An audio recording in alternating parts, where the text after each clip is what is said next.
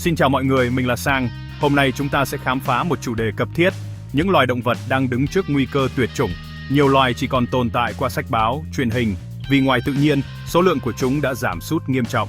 Động vật hoang dã giữ vai trò quan trọng trong việc duy trì cân bằng sinh thái trên trái đất. Khi một loài biến mất, hệ sinh thái và cả con người đều chịu ảnh hưởng nặng nề. Hãy cùng mình tìm hiểu về hành trình cuối cùng của những loài động vật sắp tuyệt chủng và cùng nhau hành động bảo vệ môi trường sống cho muôn loài. Tê giác đến từng là biểu tượng mạnh mẽ của châu Phi, đại diện cho sức mạnh, sự kiên cường và vẻ đẹp hoang dã của lục địa này.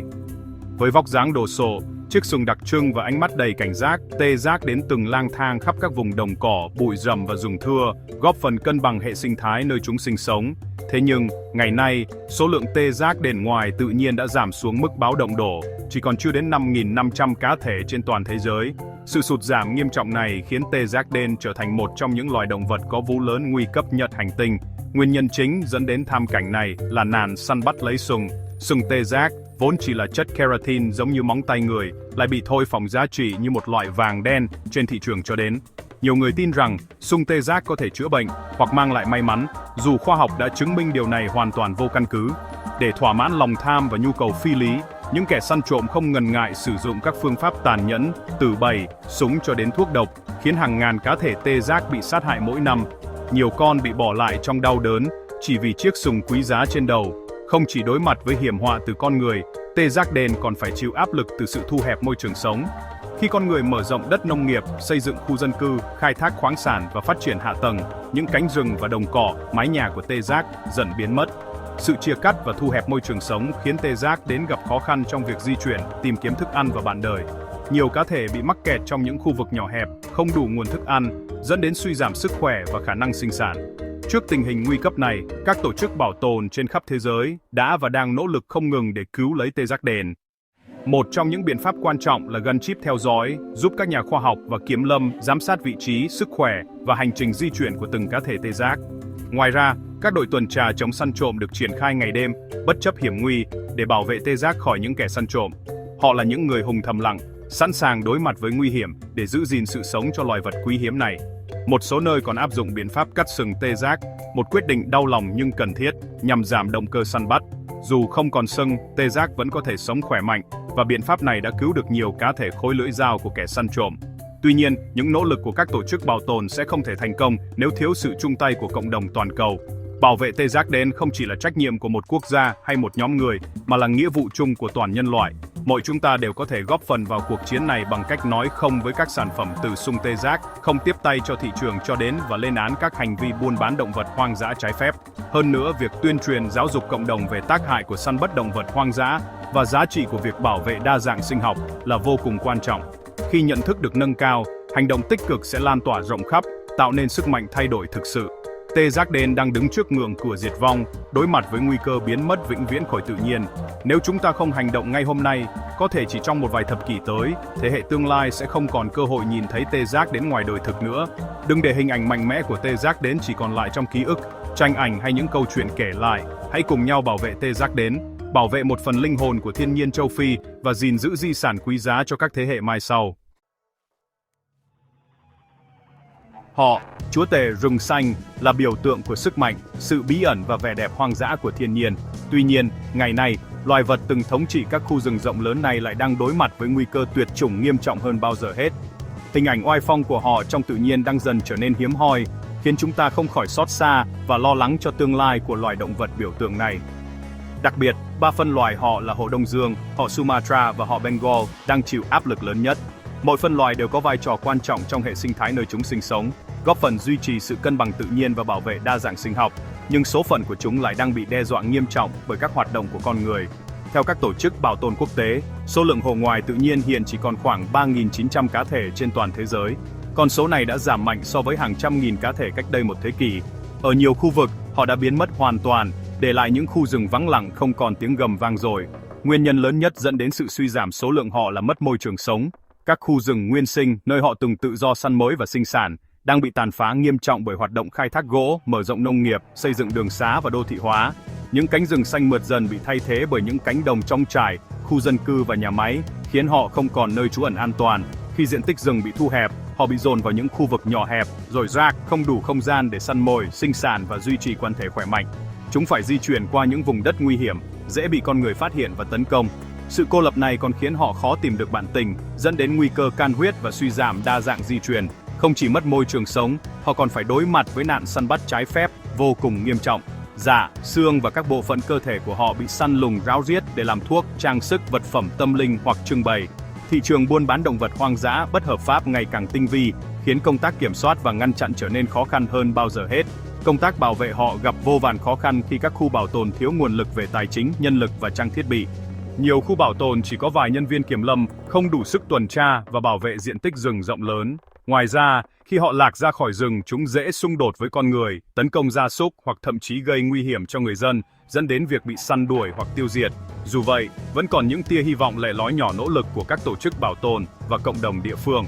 Một số dự án bảo tồn đã mang lại tín hiệu lạc quan như chương trình nhân giống họ trong điều kiện nuôi nhốt, chăm sóc họ con mồ côi và nghiên cứu di truyền để bảo tồn đa dạng loài. Một số cá thể họ đã được tái tha về tự nhiên sau thời gian chăm sóc, giúp tăng cường số lượng họ hoang dã và phục hồi các quần thể bị suy giảm. Việc tái tha này đòi hỏi sự chuẩn bị kỹ lưỡng, theo dõi sát sao và hợp tác chặt chẽ giữa các nhà khoa học, kiểm lâm và cộng đồng địa phương. Ngoài ra, các dự án xây dựng hành lang sinh thái, những dải rừng nối liền các khu bảo tồn, đang giúp họ di chuyển an toàn giữa các vùng sinh sống, giảm nguy cơ cận huyết và tăng cơ hội tìm kiếm thức ăn, bản tình. Đây là giải pháp quan trọng để duy trì quần thể họ khỏe mạnh và phát triển bền vững. Tuy nhiên, nếu nạn săn bắt trái phép và phá rừng không được chấm dứt, mọi nỗ lực bảo tồn sẽ trở nên vô nghĩa. Mỗi cây rừng bị đốn hạ, mỗi cá thể họ bị giết hại là một bước lùi trong cuộc chiến bảo vệ loài vật quý hiếm này. Chúng ta cần sự chung tay của toàn xã hội để bảo vệ môi trường sống và ngăn chặn các hành vi tàn phá thiên nhiên. Hãy nói không với các sản phẩm từ họ, từ chối sử dụng thuốc, trang sức hay vật phẩm làm từ họ. Mọi người hãy trở thành một đại sứ lan tỏa thông điệp bảo vệ họ, nâng cao nhận thức cho cộng đồng về tầm quan trọng của việc giữ gìn loài vật biểu tượng này cho thế hệ mai sau. Mọi hành động nhỏ như trồng cây gây rừng, tham gia dọn dẹp môi trường, ủng hộ các tổ chức bảo tồn hay đơn giản là chia sẻ thông tin về họ đều góp phần cứu lấy tương lai của họ và hệ sinh thái rừng. Sự sống của họ cũng là sự sống của cả một hệ sinh thái rộng lớn, nơi con người và thiên nhiên cùng tồn tại hài hòa. Đừng để họ chỉ còn là bóng ma trong ký ức, một biểu tượng đã mất của rừng xanh. Hãy hành động ngay hôm nay để bảo vệ họ, bảo vệ chính tương lai của chúng ta và hành tinh này. Với châu Phi, loài động vật lớn nhất trên càn, từng lang thang tự do trên các thảo nguyên rộng lớn của châu Phi, là biểu tượng của sự tự do, sức mạnh và trí tuệ. Những đàn vỗi khổng lồ từng di chuyển hàng trăm cây số qua các vùng đất hoang dã, góp phần duy trì sự cân bằng của hệ sinh thái nơi chúng sinh sống. Hình ảnh với châu Phi không chỉ gắn liền với thiên nhiên hùng vĩ, mà còn là biểu tượng văn hóa, tâm linh của nhiều cộng đồng bản địa. Thế nhưng ngày nay, số lượng với châu Phi ngoài tự nhiên đã giảm mạnh, chỉ còn khoảng 415.000 cá thể. Con số này từng lớn hơn rất nhiều, nhưng trong vài thập kỷ qua, quần thể vồi đã sụt giảm tới hơn 60%. Nếu không có những biện pháp bảo vệ quyết liệt, loài voi có thể đối mặt với nguy cơ tuyệt chủng ngay trong thế kỷ này. Nguyên nhân lớn nhất dẫn đến thảm cảnh này là nạn săn trộm ngà voi. Ngà voi được coi là vàng trắng trên thị trường cho đến quốc tế, có giá trị thương mại cực kỳ cao. Nhiều tổ chức tội phạm xuyên quốc gia đã tham gia vào hoạt động săn bắt và buôn bán ngà voi, khiến hàng chục nghìn con voi bị giết hại mỗi năm chỉ để lấy ngà. Những chiếc ngà này sau đó được vận chuyển lậu qua nhiều quốc gia, trở thành đồ trang sức, vật phẩm trang trí hoặc bày bán công khai ở một số nơi. Mỗi chiếc ngà vồi là sự hy sinh của một sinh mạng. Đằng sau vẻ đẹp của ngà là nỗi đau, sự mất mát không thể bù đắp của cả đàn voi. Khi một con voi bị giết, cả đàn sẽ đau buồn, thậm chí thay đổi hành vi, ảnh hưởng đến sự phát triển của thế hệ với non. Không chỉ đối mặt với nạn săn trộm, với châu Phi còn bị đe dọa nghiêm trọng bởi mất môi trường sống. Rừng bị tàn phá để lấy gỗ, mở rộng đất nông nghiệp, xây dựng đường xá và khu dân cư mới. Những cánh rừng nguyên sinh, nơi với từng sinh sống, ngày càng bị thu hẹp, khiến chúng không còn đủ không gian để di chuyển, kiếm ăn và sinh sản. Khi môi trường sống bị chia cắt, với buộc phải tiến gần hơn đến khu vực con người sinh sống, dẫn đến xung đột ngày càng gia tăng. Với phá hoại mùa màng, tấn công làng mạc để tìm kiếm thức ăn, trong khi người dân phải tìm cách bảo vệ tài sản và tính mạng. Những cuộc xung đột này thường kết thúc bằng thương vong cho cả với lần con người, tạo ra vòng luẩn quẩn khó giải quyết. Trước thực trạng đáng báo động này, nhiều quốc gia châu Phi đã ban hành luật cấm săn bắt vồi, thành lập các khu bảo tồn rộng lớn và xây dựng đội tuần tra chống săn trộm chuyên nghiệp. Các tổ chức bảo tồn quốc tế cũng phối hợp hỗ trợ về kỹ thuật, tài chính và nâng cao năng lực cho lực lượng bảo vệ động vật hoang dã. Công nghệ hiện đại như máy bay không người lái, camera giám sát cũng được áp dụng để bảo vệ với hiệu quả hơn. Với châu Phi không chỉ là biểu tượng của sức mạnh, trí tuệ và sự kiên cường, mà còn là phần không thể thiếu của hệ sinh thái. Chúng giúp mở đường trong rừng, phát tán hạt giống, tạo nguồn nước cho nhiều loài động vật khác. Sự biến mất của vồi sẽ kéo theo sự sụp đổ của cả một hệ sinh thái rộng lớn, ảnh hưởng đến đa dạng sinh học và cuộc sống của hàng triệu người. Mỗi chúng ta đều có thể góp phần bảo vệ với châu Phi bằng cách nâng cao nhận thức, không mua bán hay sử dụng sản phẩm từ ngà voi, đồng thời ủng hộ các hoạt động bảo tồn. Hãy cùng chung tay gìn giữ biểu tượng tự do của thiên nhiên châu Phi, để tiếng rộng của vồi còn vang vọng mãi trên những thảo nguyên rộng lớn. Đười ươi, một trong những loài linh trưởng thông minh nhất, chỉ sinh sống ở Đông Nam Á như Indonesia và Malaysia. Số lượng đười ươi Borneo và Sumatra chỉ còn vài chục nghìn con thôi, vì rừng bị phá và môi trường sống của chúng bị mất đi. Rừng nhiệt đới bị chặt phá để lấy gỗ hoặc biến thành các đồn điền trong cây cô dầu. Đười ươi còn bị bắt để làm thú cưng hoặc phục vụ du lịch trái phép nữa. Nhiều con non bị bắt khỏi mẹ và bán ở chỗ đến. Các tổ chức bảo tồn đang cố gắng phục hồi rừng, cứu hộ và tha đười ươi về lại tự nhiên. Họ cũng tuyên truyền để mọi người giảm dùng sản phẩm từ dầu cỏ. Mất đười ươi là mất đi một phần quan trọng của rừng nhiệt đới, ảnh hưởng đến sự đa dạng của các loài sinh vật khác. Chúng ta hãy cùng nhau bảo vệ rừng, hạn chế dùng sản phẩm từ dầu cổ và hiểu rõ hơn về tầm quan trọng của đười ươi nhé. Cá voi xanh, loài động vật lớn nhất từng tồn tại trên trái đất, hiện chỉ còn khoảng 10 đến 25.000 cá thể trên toàn thế giới. Trong thế kỷ 20, cá voi xanh từng bị săn bắt hàng loạt để lấy dầu, thịt và xương, khiến quần thể suy giảm nghiêm trọng. Dù đã có lệnh cấm săn bắt, hậu quả vẫn rất nặng nề. Cá voi xanh còn đối mặt với ô nhiễm đại dương, đặc biệt là rác thải nhựa và hóa chất độc hại, ảnh hưởng đến sức khỏe và khả năng sinh sản. Sự thay đổi khí hậu khiến nguồn thức ăn của cá voi xanh ngày càng khan hiếm, buộc chúng phải di chuyển xa hơn. Các tổ chức bảo tồn biển đang nỗ lực bảo vệ cá voi xanh và tuyên truyền về tác hại của rác thải nhựa. Hãy giảm sử dụng nhựa một lần, ủng hộ các chiến dịch làm sạch biển và chia sẻ thông tin về bảo vệ cá voi xanh. Gấu trúc lớn, với bộ lông đen trắng dễ thương, từng đứng trước nguy cơ tuyệt chủng do mặt môi trường sống và thiếu nguồn thức ăn. Gấu trúc chủ yếu ăn chè, nhưng diện tích rừng chè tự nhiên ở Trung Quốc ngày càng bị thu hẹp. Nhờ nỗ lực của các nhà khoa học và tổ chức bảo tồn, số lượng gấu trúc lớn đã tăng lên khoảng 1.800 cá thể ngoài tự nhiên. Việc xây dựng khu bảo tồn, nhân giống và phục hồi rừng chè đã mang lại hy vọng mới.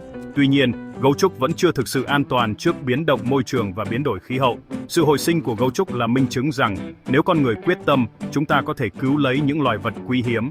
Hãy ủng hộ các hoạt động bảo tồn và lan tỏa ý thức bảo vệ thiên nhiên. Rùa biển, một trong những loài cổ đại nhất còn tồn tại, đang đối mặt với nguy cơ tuyệt chủng do nhiều mối đe dọa từ con người. Hiểm họa lớn nhất là ô nhiễm rác thải nhựa. Rùa thường nhầm túi nhựa với sữa, dẫn đến ngất thở hoặc chết. Rác thải nhựa còn làm ô nhiễm bãi để trưng, giảm tỷ lệ nợ thành công. Săn bắt trưng rùa, rùa trưởng thành và mất bãi để do con người xâm chiếm cũng khiến số lượng rùa giảm nhanh chóng. Biến đổi khí hậu làm mật bãi để trứng và thay đổi nhiệt độ cát, ảnh hưởng đến tỷ lệ giới tính của rùa con. Các tổ chức bảo tồn đang bảo vệ bãi đề, thu gom rác thải, giải cứu rùa mặc cạn và tuyên truyền cho cộng đồng. Hãy giảm sử dụng nhựa một lần, không săn bắt rùa và ủng hộ các hoạt động bảo vệ rùa biển để giữ cho đại dương xanh sạch.